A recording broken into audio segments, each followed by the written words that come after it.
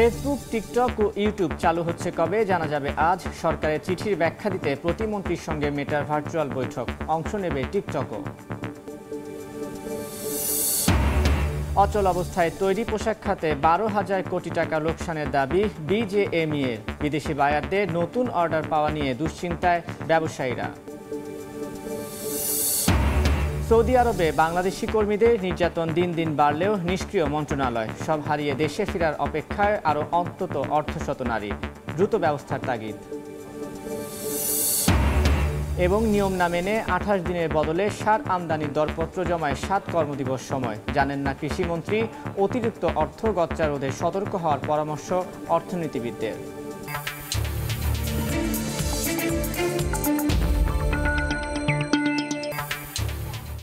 দেখছিলেন শিরোনাম। আমন্ত্রণ জানাচ্ছি দেশ ও দেশের বাইরের অর্থ বাণিজ্যের নানা খবর নিয়ে আমাদের নিয়মিত আয়োজন এই সময়ের বাণিজ্যে। আপনাদের সঙ্গে আছি আমি তানভীর হাসান।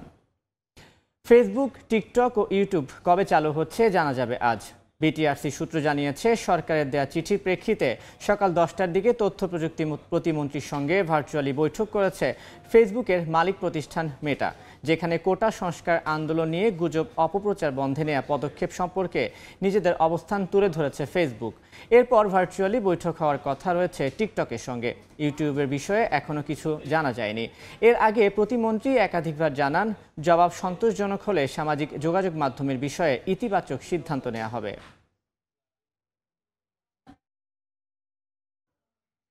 সাম্প্রতিক অচল অবস্থায় তৈরি পোশাক খাতে 12,000 কোটি টাকা লোকসানের দাবি বিজেএমইএর। ক্ষতি পুষিয়ে নিতে বায়ারদের পাশাপাশি সরকারি বিভিন্ন সংস্থার দ্বারস্থ হয়েছে সংগঠনটি। ইতিমধ্যে চট্টগ্রাম বন্দরে আটকে পড়া কন্টেইনারের 7 দিনের ড্যামারেজ চার্জ মওকুফ করিয়েছে তারা। তবে চলমান অস্থিরতায় বিদেশি ক্রেতাদের মাঝে শঙ্কা থাকায় নতুন অর্ডার পাওয়া নিয়ে দুশ্চিন্তায় গার্মেন্টস ব্যবসায়ীরা। শাখার টিপুর ক্যামেরায় বিস্তারিত জানাচ্ছেন কমল দে। একদিকে চট্টগ্রাম বন্দরের জেটিতে অবস্থানরত জাহাজে উঠানামা চলছে আমদানি রপ্তানি বাণিজ্যের পণ্যবাহী কন্টেইনার, অন্যদিকে বিভিন্ন ইয়ার্ডে 40,000-এর বেশি কন্টেইনারের স্তূপ জমে আছে। মূলত কোটা বিরোধী আন্দোলন এবং পরবর্তী কারফিউর ফলে ইন্টারনেট সংযোগ বিচ্ছিন্ন থাকায় ডেলিভারিতে ধীরগতিতে এই জটিলতার সৃষ্টি হয়। সংঘাত কিংবা কারফিউ, কোনো জটিলতায় বন্ধ ছিল না বন্দরের কার্যক্রম। সচল ছিল পণ্য উঠানামা, তবে বন্ধ ছিল ডেলিভারি, আর তাতেই কন্টেইনার জট সৃষ্টি হয়েছে বন্দরে। এর ফলে ক্ষতির মুখে পড়তে হচ্ছে গার্মেন্টস ব্যবসায়ীদের, এমনটি বলছেন বিজিএমইএ নেতারা। এক সপ্তাহের অচল অবস্থায় প্রতিদিন 1,600 কোটি টাকা হিসেবে 7 দিনের প্রায় 12,000 কোটি টাকা ক্ষতি হয়েছে। তা পুষিয়ে নিতে নৌ পরিবহন মন্ত্রণালয়, জাতীয় রাজস্ব board, Bangladesh shipping agent association, container agent অ্যাসোসিয়েশনের দ্বারস্থ হয়েছে গার্মেন্টস ব্যবসায়ীদের সংগঠন বিজিএমইএ। বন্দর কর্তৃপক্ষের কাছে আমাদের যে বন্দর চার্জটা আছে সেটা মকুব চেয়েছি, এবং শিপিং লাইন অ্যাসোসিয়েশনের কাছে যেটা কন্টেইনার চার্জ আছে, যেটা বাড়তি চার্জ ওরা নেয়, আপনার ওটাও মকুব চেয়েছি। চট্টগ্রাম বন্দরে আসা যে কোনো কন্টেইনার প্রথম 4 দিন বিনা শুল্কে বন্দরের ইয়ার্ডে রাখার সুযোগ পান ব্যবসায়ীরা। এরপর থেকে $6 এবং পরবর্তীতে দ্বিগুণ হারে শুল্ক চার্জ বাড়তে থাকে। এই অবস্থায় 16 জুলাই থেকে আগামী 5 আগস্ট পর্যন্ত বিজিএমইএর কন্টেইনারগুলো 7 দিনের ড্যামারেজ চার্জ মওকুফের সিদ্ধান্ত জানিয়ে নৌ পরিবহন মন্ত্রণালয় থেকে চিঠি পাঠানো হয়েছে চট্টগ্রাম বন্দরের কাছে। 7 দিনের জন্য যে রেন্ট আসবে সেটা মন্ত্রণালয়ের নির্দেশনা যেভাবেই থাকে সেভাবে আমরা মওকুফ করব। বায়াররা এইবারের অস্থিরতাটাকে বায়ার সহজভাবে নিচ্ছে না, তারা সন্দেহের মধ্যে রয়ে গেছে, তারা আতঙ্কের মধ্যে আছে। কোটা আন্দোলন কেন্দ্র করে সহিংসতার ফলে 18 জুলাই থেকে মোবাইল ইন্টারনেট এবং 19 জুলাই থেকে ব্রডব্যান্ড ইন্টারনেট সংযোগ বন্ধ হয়ে যায়। কমল দে, সময় সংবাদ, চট্টগ্রাম। সৌদি আরবে থামছেই না বাংলাদেশি কর্মী নির্যাতন। নারী গৃহকর্মীদের ধর্ষণ, মারধর শেষে মিথ্যা মামলায় পাঠানো হচ্ছে কারাগারে। রিয়াদ ও জেদ্দা 2 আশ্রয় কেন্দ্রে নির্যাতিত অর্ধশত নারী গৃহকর্মী দেশে ফেরার প্রহর গুনছেন। অভিবাসন কর্মীরা বলছেন, বারবার মানবাধিকার লঙ্ঘন হলেও প্রবাসী কল্যাণ মন্ত্রণালয়ের নিষ্ক্রিয়তায় সৌদি সরকারের কাছে নির্যাতনের ঘটনা তুলে ধরা যাচ্ছে না। দূতাবাসকে আরও সক্রিয় ও কর্মীবান্ধব হওয়ার তাগিদ বায়রার। মার্জিয়া মুমুর রিপোর্ট।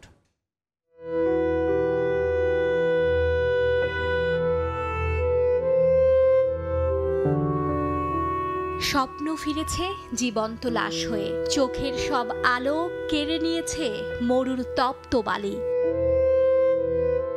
সিলেটের একটি প্রত্যন্ত গ্রামের বাসিন্দা ভুক্তভোগীটি বৃদ্ধ দিনমজুর বাবা, গৃহিণী মা আর ছোট 3 বোনের জীবনে খানিকটা সচ্ছলতা আনার আশায় স্থানীয় প্রতিবেশীর নির্ভরতায় পাড়ি জমিয়েছিলেন মধ্যপ্রাচ্যের তেল সমৃদ্ধ দেশ সৌদি আরবে।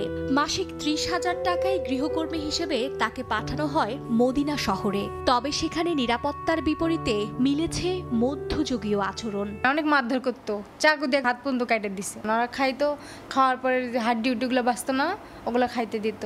মদিনা, জেদ্দা সহ বাকি শহরগুলোরও একই দৃশ্য। নির্যাতনের প্রতিবাদ কিংবা বন্দিশালা থেকে পালিয়ে যাওয়ার চেষ্টা করলেই ভুক্তভোগীদের ঠাঁই হয় কারাগারের প্রকোষ্ঠে।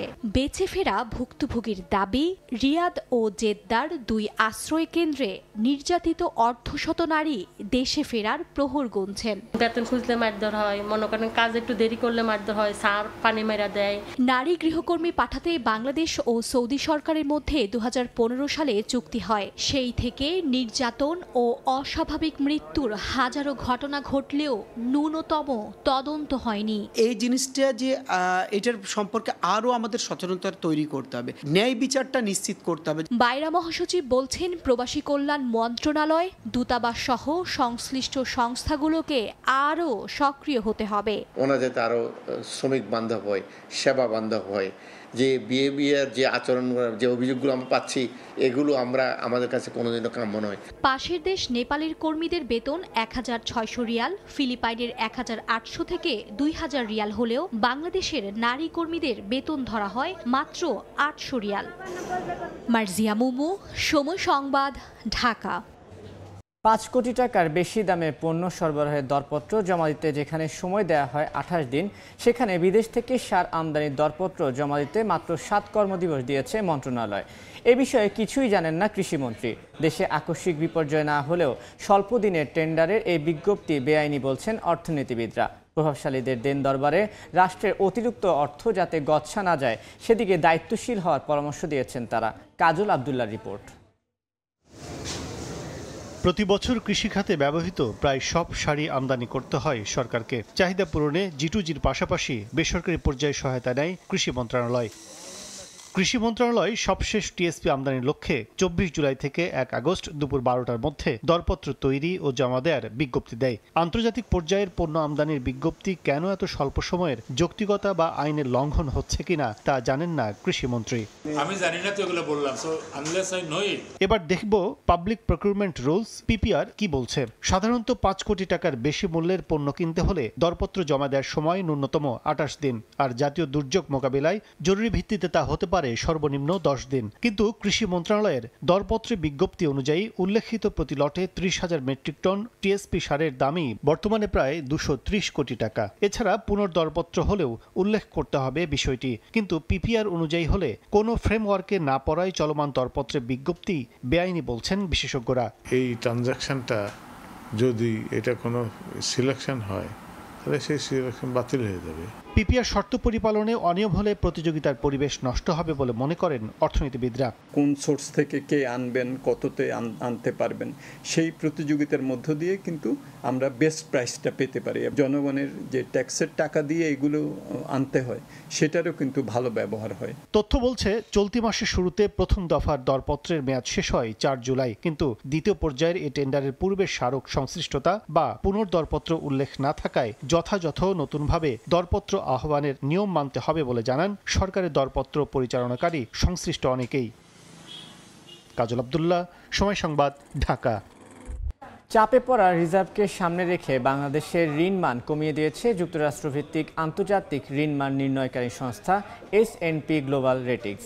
গেল 25 জুলাই প্রকাশিত প্রতিবেদনে ঋণ মান BB- থেকে কমিয়ে B+ করার কথা জানিয়েছে সংস্থাটি। প্রতিবেদনে বলা হয়েছে, বাংলাদেশের অর্থনীতির বহিস্থ খাত ধারাবাহিকভাবে চাপের মুখে আছে।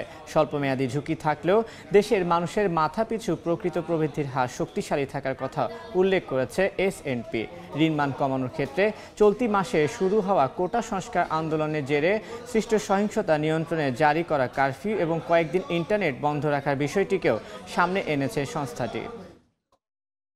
কোটা আন্দোলনের সমর্থনে বিক্ষোভ করা প্রবাসীদের বের করে দেওয়ার হুঁশিয়ারি দিয়েছেন মালদ্বীপের স্বরাষ্ট্রমন্ত্রী। স্থানীয় সময় মঙ্গলবার মালদ্বীপের বাংলাদেশ দূতাবাসের উদ্যোগে প্রবাসী বাংলাদেশিদের এক বৈঠক অনুষ্ঠিত হয়। আলোচনা হয় অবৈধ প্রবাসীদের বৈধকরণ ও অবৈধ ব্যবসা থেকে প্রবাসীদের বিরত থাকার বিষয়ে। দেশটির স্বরাষ্ট্রমন্ত্রী জানান, মালদ্বীপের আইনে ভিনদেশি এক রাজনৈতিক কর্মকাণ্ড করতে পারে না। এটা সম্পূর্ণ ভিসা আইনের লঙ্ঘন। এ সময় দেশটির আইন যথাযথভাবে মেনে চলার আহ্বান জানান বাংলাদেশ হাইকমিশনার। বঙ্গবন্ধু এভিনিউয়ে আওয়ামী লীগের কেন্দ্রীয় কার্যালয়ে বক্তব্য রাখছেন দলের সাধারণ সম্পাদক ওবায়দুল কাদের। সরাসরি যাচ্ছি সেখানে। কাউকে বসিয়ে রাখবো না, আমরা বিভিন্ন ভাবে বিভিন্ন স্পটে সাবেক ছাত্র নেতাদের আরো আমাদের কেন্দ্রীয় নেতা সহ আমরা দায়িত্ব ভাগ করে দেব, সে কথাই আপনাদের জানিয়ে দিচ্ছি। যাকে যেখানে দায়িত্ব দেওয়া হবে মনে রাখবেন, এ দায়িত্ব পালনের বিষয়টি আমরা ভবিষ্যতে মূল্যায়ন করব।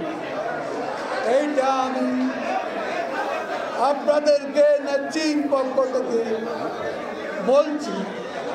সংকটে যারা ঝুঁকি নেবে তাদের ব্যাপারে অবশ্যই আমাদের মূল্যায়ন থাকবে, আর যারা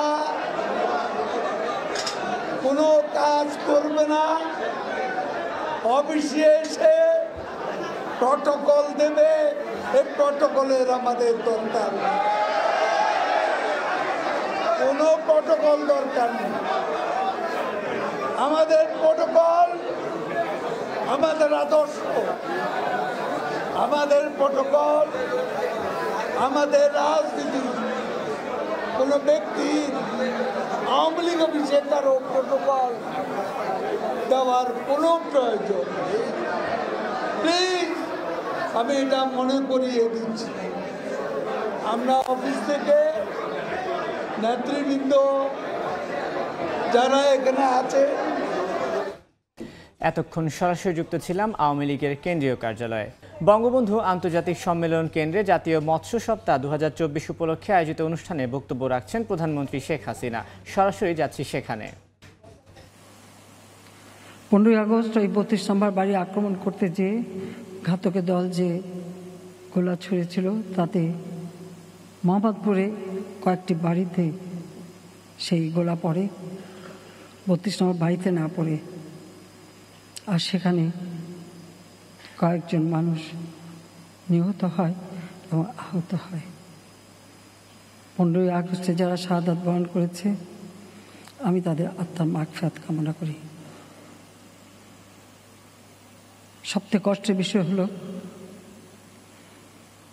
যেখানে তেমন কোনো ইস্যুই ছিল না, যে কোটা আমি সম্পূর্ণভাবে আমি সেটা বাতিল করে দিয়েছিলাম।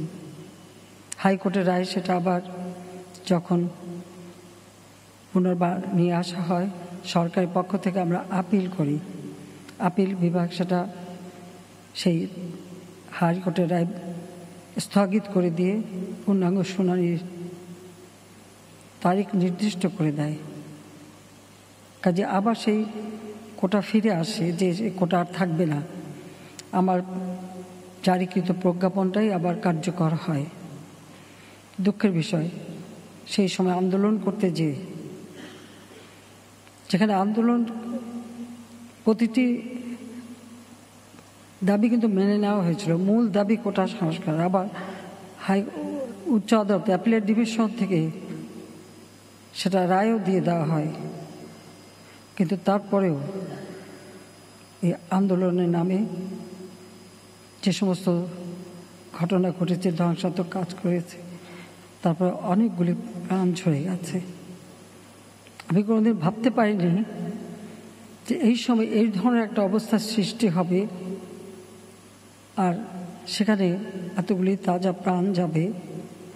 কারণ স্বজন হারা বেদনা নিয়ে আমি বেঁচে আছি, আমি জানি একজন আপনজন হারালে কি কষ্ট হয়, মানুষ একটা শোক সইতে পারে না।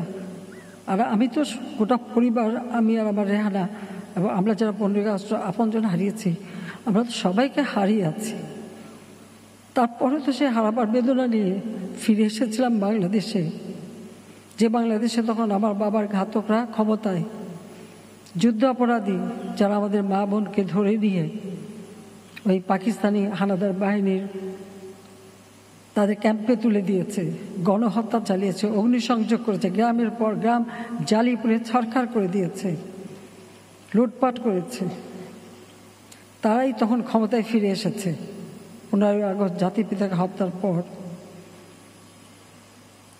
6 বছর দেশে আসতে পারিনি, বিদেশে রিফিউজি হিসেবেই আমাদের থাকতে হয়েছে। আমার ছোট বোনের পাসপোর্টটাও যারা ক্ষমতায় এসেছিল দেয়নি।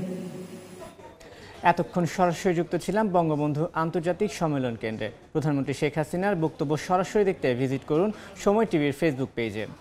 এই ছিল এই সময়ের বাণিজ্য। সময় সংবাদের সঙ্গে থাকবেন রাইসা জান্নাত। ধন্যবাদ তানভীর। সময় সংবাদ নিয়ে ফিরছি কিছুক্ষণ পরে, সঙ্গেই থাকুন সময়।